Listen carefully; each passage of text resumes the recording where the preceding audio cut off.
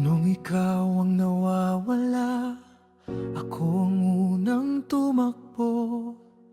Bitbit ang kaunting lakas para lang may masasandalan ka.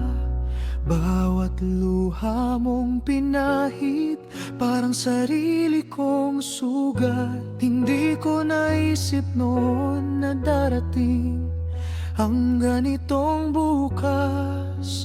Akala ko sa bawat hakbang magkasama tayong haharap, pero nang ako ang nadapa, bigla kang hindi na lumingon. Sa dilim ako naiwan, nung ako naman ang nangangailangan. Lahat ng pagmamalasakit ko naging katahimikan. Masakit pa lang maging mabuti kung ikaw lang ang marunong umintindi. Nung bumigay ang mundo ko, wala ni isang kamay ang humawak sa akin.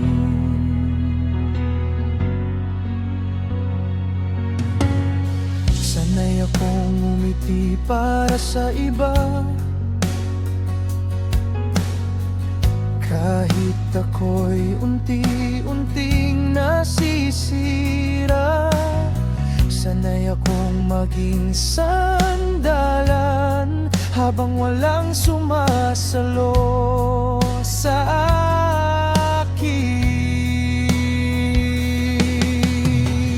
Sa bawat gabing walang tulog, mga alaalang kasama, tinatanong ang sarili, may halaga bang kabutihan?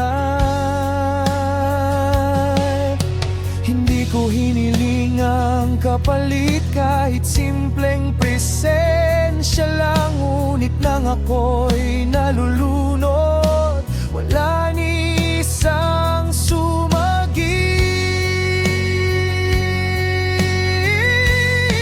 Sa dilim ako naiwan, nung ako naman ang nangangailanlan. Lahat ng yakap na ibinigay, bumalik bilang katahimikan. Masakit pa lang magmahal kung ikaw lang marunong maghintay. Nung bumigay ang puso ko, ako lang pala ang maiwan.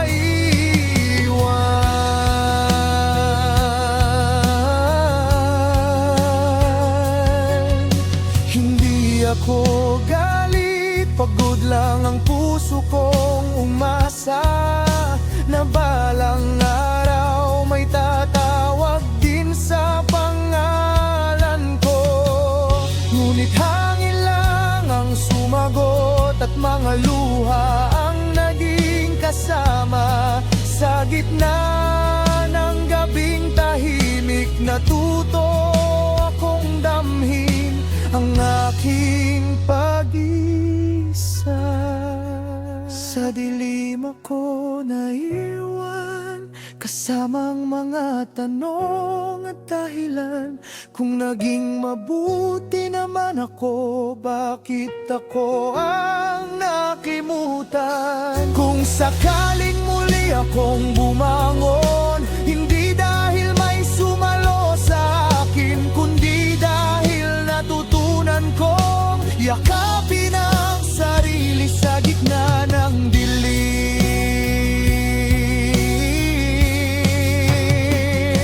Kung may makala naman sa akin,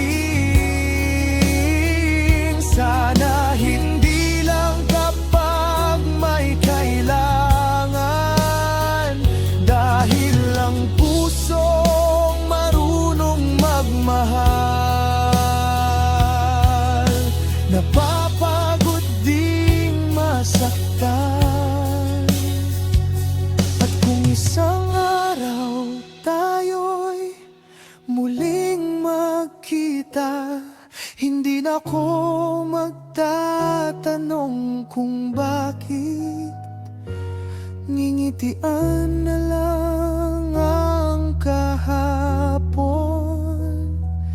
at iiwan ko na rin ang sakit, habang unti-unting sumisikat ang araw, matapos ang gabing ako'y naiwan